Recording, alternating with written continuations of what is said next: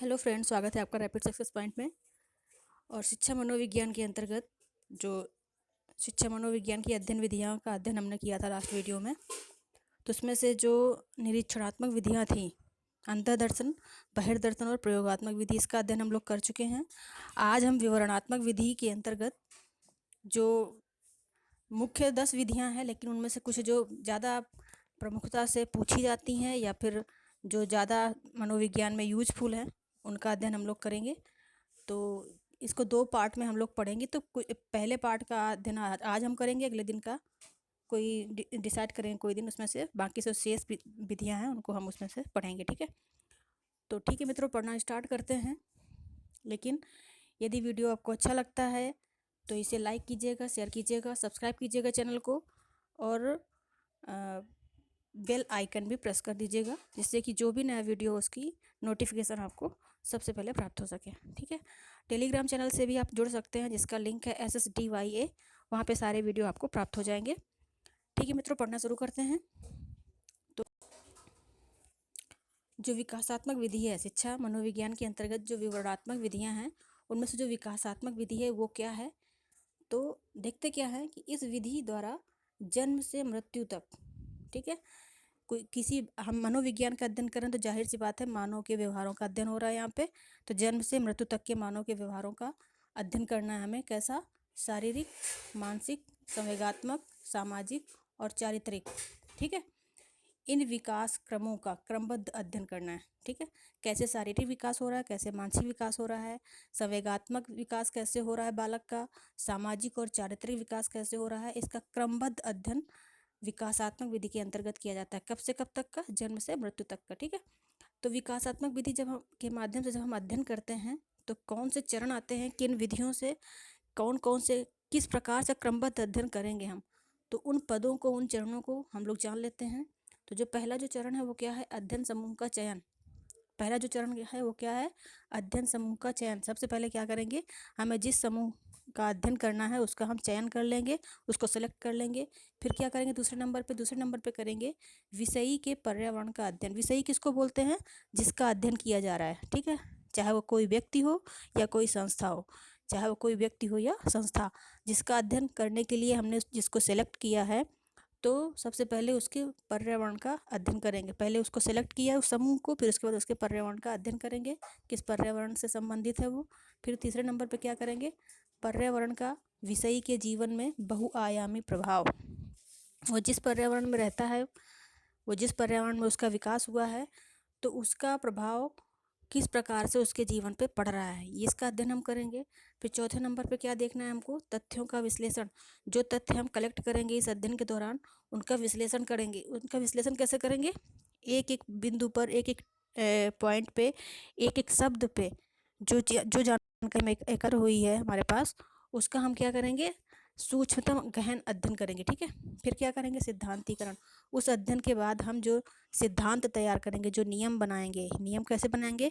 कि ऐसा होने पर बालक का विकास इस प्रकार से होगा, इस वातावरण में रहने से बालक के चरित्र में ये विशेषताएं आएंगी, ये शारीरिक विकास होगा, ऐसे उसका संवेगात्मक विकास होगा। तो ठीक इस प्रकार से हम जो सिद्धांत बनाएंगे, जो नियम बनाएंगे, वो सबसे लास्ट चरण में आता है। ठीक है, तो ये हो गया हमारा विकासात्मक विधि। ठीक है, अब देख लेते हैं दूसरी विधि कौन सी है हमारी। दूसरी विधि है व्यक्ति इतिहास विधि। ठीक है, इसको केस स्टडी बोलते हैं या केस हिस्ट्री बोलते हैं। तो इस विधि के अंतर्गत क्या होता है? इस विधि में किसी बालक, युवक या प्रौढ़ के किसी असामान्य व्यवहार के कारणों का पता लगाने। असामान्य व्यवहार, ठीक है, व्यवहार दो प्रकार के होते हैं, सामान्य व्यवहार और असामान्य व्यवहार। सामान्य व्यवहार कैसा होता है? जो जो जनसंख्या के लगभग 60% लोग वैसा व्यवहार करते हैं, वो सामान्य व्यवहार है। जो मानव का जो खाना पीना, मतलब निद्रा, ये सारी चीज़ें सभी मनुष्य करते हैं। ठीक है, और असामान्य व्यवहार क्या है? जो कोई विशेष किसी योग्यता में कोई दक्ष है, कोई विशेष कार्य कोई कर लेता है, या फिर कोई किसी के व्यवहार में कुछ ऐसे परिवर्तन देखने को मिलते हैं जो सामान्य मनुष्य नहीं करता है। ठीक है, वो ऐसे व्यवहार किस में मिलेंगे? या तो बहुत योग्य व्यक्ति में मिलेंगे या फिर किसी पागल में मिलेंगे। पागल मतलब कि जिसकी मनोदशा ठीक नहीं है। ठीक है, तो ऐसे असामान्य व्यवहारों के कारणों का पता लगाया जाता है किसमें? व्यक्ति इतिहास विधि में, उसके व्यवहार को उचित दिशा देने के लिए। ठीक है। क्या करते हैं इसमें व्यक्ति इतिहास विधि में, किसी बालक, युवक या प्रौढ़ के किसी असामान्य व्यवहार के कारणों का पता लगाते हैं और उसके व्यवहार को उचित दिशा देते हैं। ठीक है, कैसे? और ये अध्ययन कब से कब का होता है? जन्म से वर्तमान तक। हमने भी पिछले वाले जो विधि थी, पिछली विधि क्या थी हमारी, इसके पहले जो व्यक्ति इतिहास विधि के अंतर्गत हम लोग विकासात्मक विधि पढ़ी, उसमें जन्म से मृत्यु तक का अध्ययन करना है। और व्यक्ति इतिहास में कब से करना है? जन्म से वर्तमान तक का। ठीक है, जन्म से वर्तमान, जो आज दशाएं चल रही हैं, पूर्व में क्या थी और वर्तमान में क्या है, इसका अध्ययन हम व्यक्ति इतिहास में करते हैं। ठीक है, आइए देख लेते हैं व्यक्ति इतिहास विधि के पद क्या हैं। तो कैसे अध्ययन करेंगे व्यक्ति इतिहास के अंतर्गत? तो जो पहला पद है वो क्या है? सर्वप्रथम विषयी के संबंध में प्रारंभिक सूचनाएं एकत्र करेंगे, जैसे उसका जन्म, उसकी आयु, लिंग, परिवार, सामाजिक आर्थिक स्तर, इन सब से जुड़ी हुई जो महत्वपूर्ण जानकारी है, इनको एकत्र किया जाएगा। सबसे पहले विषयी का जन्म कहाँ हुआ है, किस सन में हुआ है, उसकी आयु क्या है, वो किस लिंग से संबंधित है, उसका परिवार का सामाजिक आर्थिक स्तर क्या है, सामाजिक आर्थिक दशाएं क्या हैं, इन सब से जुड़ी जो महत्वपूर्ण जानकारियां हैं उनको हम एकत्र करेंगे। दूसरे नंबर पे क्या करेंगे? परिवार, मित्रों, आस पड़ोस के लोगों से उसके संबंध में जानकारी एकत्र करेंगे।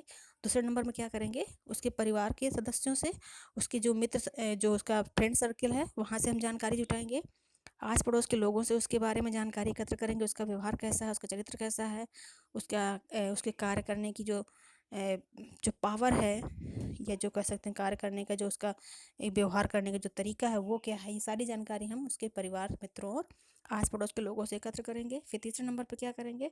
प्राप्त सूचनाओं को लिपिबद्ध करेंगे। जो सूचनाएं हमें मिली हुई हैं, जो हमने व्यक्तिगत तौर पर एकत्र की हैं, या फिर हमने उनके आस पड़ोस या मित्रों से, घर के परिवार के सदस्यों से जो एकत्र किया है, उन सारी चीज़ों को हम क्या करेंगे? लिख लेंगे। ठीक है, फिर क्या है? सूचनाओं का विश्लेषण। जो जानकारी हमें प्राप्त हुई है, जिसको हमने लिपिबद्ध कर लिया है, जिसको हमने लिख लिया है किसी डायरी में, किसी पेपर में, उन जानकारियों का हम विश्लेषण करेंगे, उनकी पड़ताल करेंगे। ठीक है, उनमें सूक्ष्म अध्ययन करेंगे।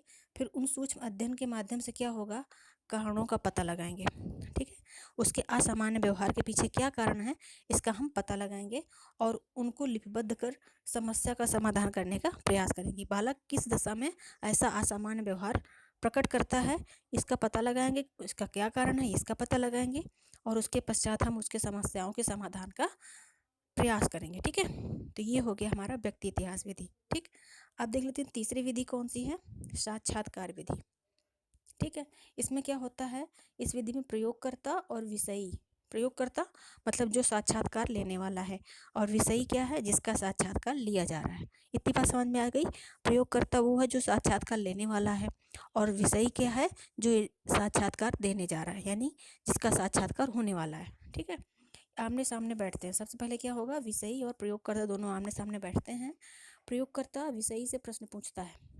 ठीक है, जैसे हम कहीं इंटरव्यू देने जाते हैं, तो जो इंटरव्यू जहाँ हम देने जा रहे हों, तो हम विषयी हो गए, और जो हमारा इंटरव्यू लेने वाला है वो क्या हो गया? प्रयोगकर्ता। ठीक है, तो प्रयोगकर्ता क्या करता है? विषयी से प्रश्न पूछता है, यानी कि जो जिस कंपनी में, जिस कॉलेज में हम लोग इंटरव्यू देने गए हैं, तो वो हमसे प्रश्न पूछता है। ठीक है, फिर उसके बाद उसके विषयी उसके क्या करता है? उत्तर देता है, यानी कि जो इंटरव्यू देने जाने वाला बंदा है वो फिर उसके प्रश्नों का उत्तर देता है। प्रश्नोत्तर के द्वारा योग्यता व शील गुणों का पता लगाया जाता है।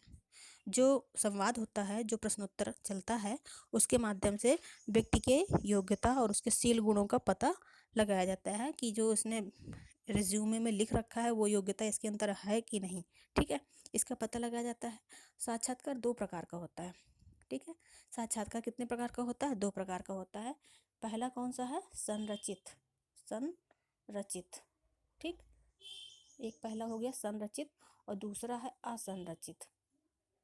असंरचित। ठीक, दूसरा असंरचित है। संरचित और असंरचित। ठीक है, संरचित और असंरचित। संरचित वाला कौन सा है?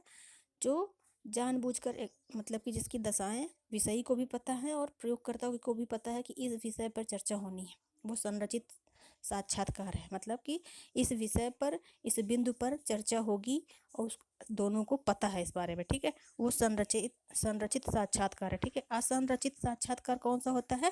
जिसमें दोनों को मालूम नहीं होता है कब उनका साक्षात्कार हो गया। ठीक, तो ये असंरचित साक्षात्कार है। जैसे कि आजकल वर्बल या फिर कह सकते हैं मोबाइल पे ही साक्षात्कार हो जाता है। कई कंपनियां क्या कर लेती हैं, मोबाइल पे ही व्यक्ति को फ़ोन किया और उसके बारे में जानकारी जुटा ली और व्यक्ति को पता भी नहीं होता कि उसका साक्षात्कार कब हो गया। ठीक है, तो ये होता है, ये असंरचित साक्षात्कार है। ठीक है, आप देख लेते हैं साक्षात्कार विधि के कौन से पद हैं, किन चरणों से होकर साक्षात्कार गुजरता है।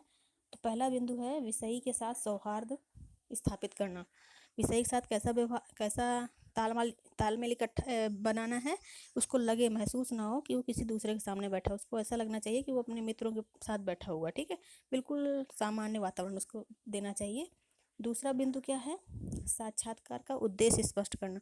उसको ये बता देना कि हम आपसे इस संबंध में चर्चा करने वाले हैं, आप इसलिए आए हुए हैं और आपके जो भी डॉक्यूमेंट्स में या जो भी जानकारी में आपको बताया गया, सूचना जो आपको दी गई, उसके अंतर्गत ही हम साक्षात्कार लेंगे, वही हमारे विषय हैं, उसी से संबंधित प्रश्नोत्तरी होगी। ठीक है, फिर तीसरा क्या है, एक एक कर प्रश्न पूछना। जो भी प्रश्न है वो एक एक करके प्रस्तुत करने चाहिए। साक्षात्कार प्रयोगकर्ता क्या करता है, विषयी के समक्ष एक एक प्रश्न पूछता है और उनके उत्तर प्राप्त करता है। ठीक है, प्रयोगकर्ता क्वेश्चन करता जाता है और विषयी उसके उत्तर देता जाता है। ठीक, चौथा क्या है, अनुक्रियाओं का विश्लेषण। जो विषयी के द्वारा जो अनुक्रियाएं दी गई हैं, जो उत्तर दिए गए हैं, उनका विश्लेषण होता है और उसके आधार पर फिर 5वें नंबर पे क्या होता है, योग्यता और शील गुणों का मापन होता है। फिर जो प्रयोग करता है वो विषयी के शील गुणों का मापन करता है, उसकी योग्यता का मापन करता है। ठीक है, तो ये हो गया हमारा साक्षात्कार विधि। आगे देख लेते हैं कौन सी विधि है, प्रश्नावली विधि। ये भी बहुत इंपॉर्टेंट है।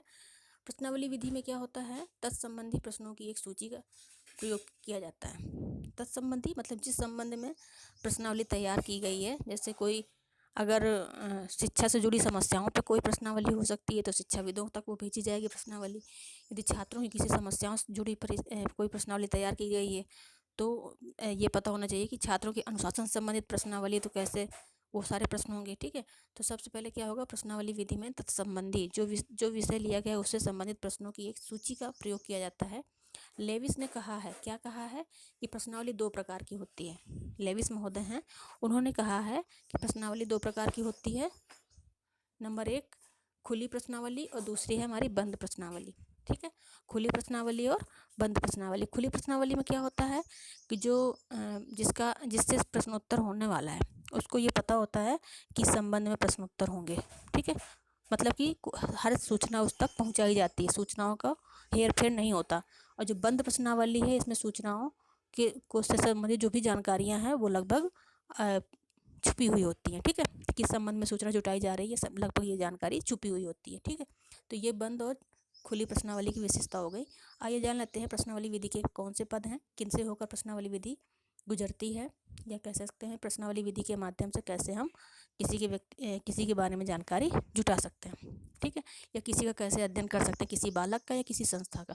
तो पहला नंबर क्या होगा, सर्वप्रथम विषयी की सामान्य स्थिति में लाना। जो विषयी है उसको सर्वप्रथम सामान्य स्थिति में लाया जाता है, मतलब उसके अंदर जो घबराहट है, हड़बड़ाहट है, उसको बिल्कुल नॉर्मल करने की कोशिश की जाती है पहले नंबर पे। दूसरे नंबर पे क्या है, प्रश्नावली का उद्देश्य स्पष्ट किया जाता है। उसको ये बताया जाता है कि प्रश्नावली इस संबंध में है, आपको इस संबंध में ही उत्तर देने हैं। ठीक है, जो भी नियम होते हैं, जो भी सूचनाएं होती हैं, जो भी निर्देश होते हैं वो उसको बता दिए जाते हैं। तीसरे नंबर पे क्या होता है, प्रश्नावली के नियम व अवधि को बताना। उनको ये बताया जाता है कि आपको प्रत्येक प्रश्न का इतने समय में उत्तर देना है, टोटल समय ये है। ठीक है, और इसके इन नियमों के अंतर्गत, मतलब अगर 4 ऑप्शन दिए तो आपको ऑप्शन में आंसर देना है, या फिर आपको 1 लाइनर देना है, या 25 शब्दों में देना है, ये सारे निर्देश आपको बता दिए जाते हैं। फिर है चौथा नंबर क्या है, प्राप्त उत्तरों से शील गुणों का पता लगाना। और फिर जो उत्तर विषयी के द्वारा प्राप्त होते हैं, विषयी मतलब जो प्रश्नावली का उत्तर देने वाला है, ठीक है, उसके शील गुणों का फिर बाद में पता लगाया जाता है, किसके माध्यम से, जो उत्तर विषयी के द्वारा दिए गए हैं। ठीक है, तो ये मित्रों हो गई हमारे कुछ 4 विधियाँ जिनको हमने डिस्कस किया है इस वीडियो में। अगर ये वीडियो आपको अच्छा लगा है तो आशा है आप इस चैनल को पहली बार अगर आपने विजिट किया है तो सब्सक्राइब करेंगे और अपने मित्रों के साथ भी से शेयर करेंगे जो यूजीसी की तैयारी कर रहे हैं, यूजीसी नेट की तैयारी कर रहे हैं शिक्षा शास्त्र, या जो प्रवक्ता सहायक आचार्य पद की तैयारी कर रहे हैं, एमएड बीएड कर रहे हैं, या फिर जो टेट सीटेट की तैयारी कर रहे हैं, उनके लिए भी इम्पोर्टेंट वीडियो है। तो मिलते हैं मित्रों नए वीडियो में। आप हमारे चैनल पर पहली बार हैं तो प्लीज़ इसे सब्सक्राइब जरूर करिएगा और इसे लाइक कर दीजिएगा। अगर कहीं पे कोई दिक्कत है तो आप कमेंट बॉक्स में कमेंट करके क्वेश्चन अपने पूछ सकते हैं। ठीक है मित्रों, मिलते हैं नेक्स्ट वीडियो में, तब तक के लिए बाय, टेक केयर। और सारी वीडियो आप लोग देख लीजिए, हम ये मनोविज्ञान का जो पूरा पेपर है इसी महीने में कंप्लीट कराने की कोशिश में है। ठीक है मित्रों, बाय, टेक केयर।